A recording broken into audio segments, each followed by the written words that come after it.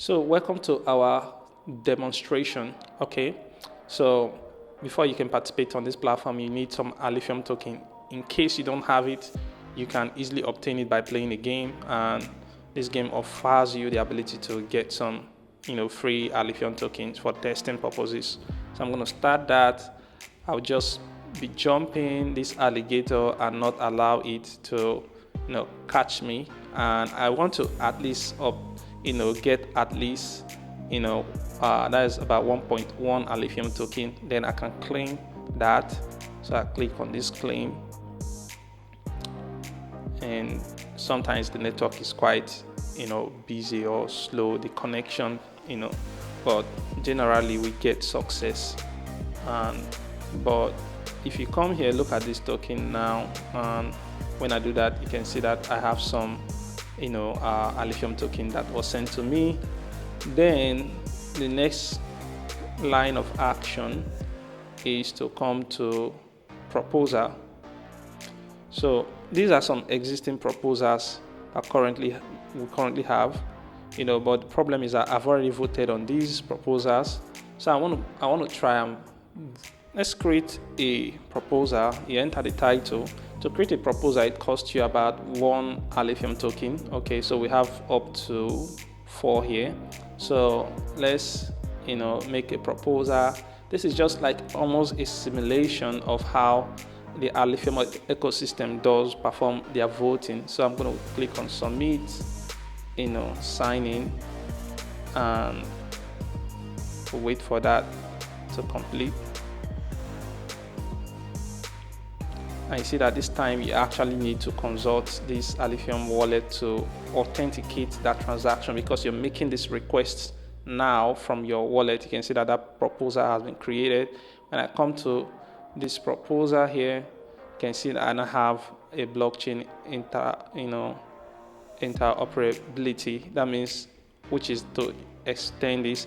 Now I cannot vote right now because by default the person that created that proposal has already voted, because that is what you want, right? So, but that's how we designed it.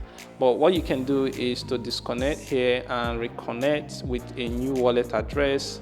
Let's use this one and connect. You can see that some proposals have been enabled for us. So let's upvote here as well.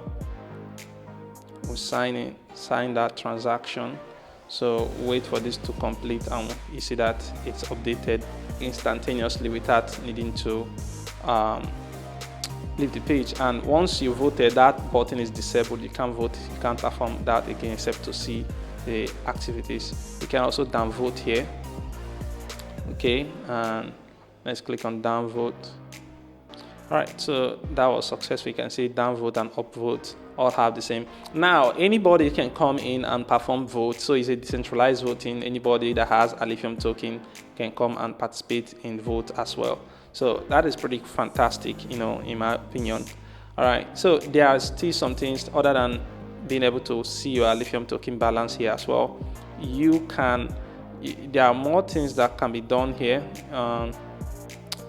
For example, there are some features that doesn't directly have that is more reliant on running a script on our code, such as let's come to script, deployment script. Some of them we've disabled them, which, for example, one that enables you to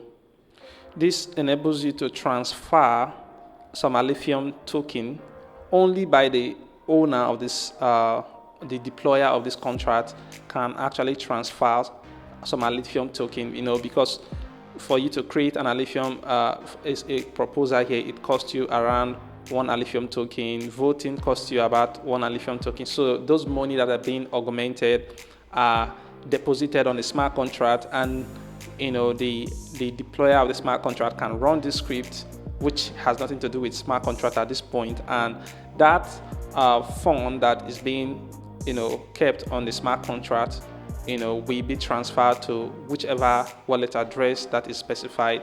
Like you can see from this, this is the function that enables this to be possible. You can see that this function ensures that the caller is the owner of the platform. Otherwise it will not, and then it will debit the balance and transfer the Alephium token to the receiver that has been specified. So this is how we move money out of this platform.